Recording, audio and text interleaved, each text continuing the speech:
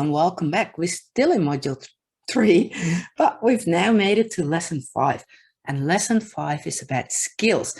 And why am I doing this jiggy little dance?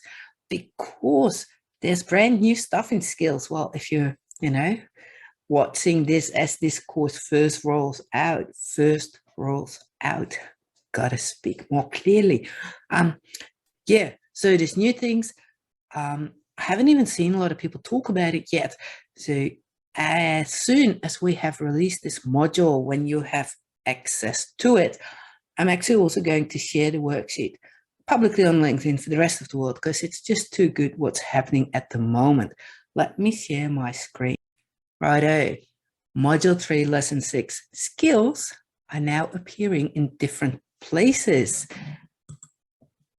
So they're becoming more and more prominent on your LinkedIn profile, and there must be a reason for it. LinkedIn doesn't really tell us much, but we can guess that now that your skills can also be visible in the experience section, that carries some weight for searches. That is just my gut feeling, okay? That is not based on any facts. But yeah, they no longer just stick to their own section of skills down below. You can display them with different roles under experience, and it may well be that in time they'll show up in other sections as well, because when you add a skill, you can tick all sorts of things of where did you use this skill. You can attach it to different jobs and experience, but also education projects, volunteer work, even though they don't show up there yet. You never know what's going to happen, right? So this is what it looks like when you add it to a job. You can see there's the job title, the years, the place. Yeah, there was a company name above, but I made the screenshot a bit smaller. There's your description, and then skills. So as you can see, even when people haven't clicked see more to see the full description of your role, the skills that you allocate to this role are visible. LinkedIn says to add maybe 5. I don't know why. I'm thinking maybe 3 or 4, depending on how long they are, so that it stays on one line, because it easily becomes messy. And of course, on mobile, people even see less. You can now also do this as you're working in the experience section. When you're writing a new job role or editing an old one, there's an option there to add skills, and then they automatically become part of your skills section. Or when you're in your skills section, you can tick boxes where you want to allocate them to. Now, I think this considers a little bit of thinking and planning. So don't rush into it, work through the worksheet, because that has some thoughts on that, how to, I think, best utilize this. So the other thing that changes, apart from skills, that they can now be visible in your experience, in the actual skills section, there can be information displayed next to a skill. For example, if you attached it to a job, then the company logo and probably name of that company where you had that job will become visible in the skills section. Point 2 and 3 were always there, but you may not have noticed it. If someone endorses you who has the same skill on their profile and has received endorsements for that skill, then their picture and name will show up as in someone who's highly skilled in that. And if someone endorsed you that works for a company that you used to work for, then again, their photo and name will show up.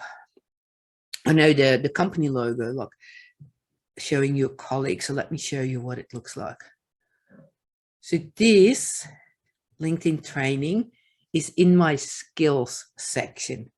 And with this particular skill, you see the logo of the company, the most recent job that I linked it to, but you can see that I linked it to 9 experiences, so 9 job roles within Petra Consulting, and 3 other companies.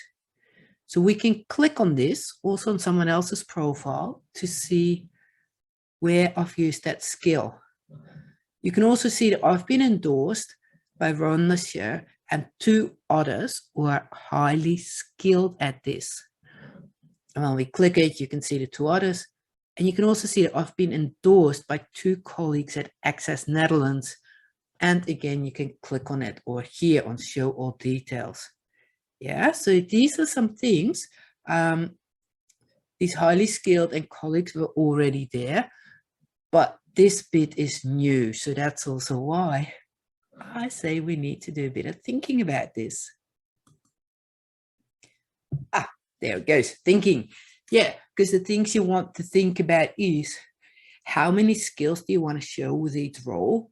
You know, and at this stage, we don't know yet if it impacts you showing up in searches, because if it does, then you probably want to add the 5 that LinkedIn suggests rather than go for aesthetics. But if it doesn't, I don't need to put 2 or 3 because they stand out more. So that is something we always have to weigh up. Do we focus more on the search engine or the human reader? And at this stage, we don't know yet how it impacts the search engine. Also, what are the skills that you want to be showing more prominently? Because obviously the skills section is hidden way down and only shows 3 skills, and then people have to click on see more. So any skill that you attach to a job, to an experience, is way more visible. But that also means that then below in the skills section, that skill will get a logo next to it. If you're using it in your own company, obviously that's pretty cool. You get to see your own logo. But think about it. If you were to attach a skill to one particular job, and maybe that company has been really badly in the news these days, then you may not want that logo to appear there. So that is something to consider as well. Okay. Now, so far, this module has been pretty easy, but here you got to do a bit more work again. So get that worksheet, read through it, do the exercises, put in the thought process that you need, and then do everything that's in there, which means that, yes, you can have a maximum of 50. So that's this times 10. You can have a maximum of 50 skills, and you want to get as close to that as possible. Definitely over 40. Don't stop until you have at least 40, because in the end, there are keywords. So regardless of whether you attach them to roles, anything you stick in skills down the bottom does help with searches. And sticking them in skills is way easier than weaving them neatly into job descriptions later on. So go and do that, and then come back here for the last lesson of this module.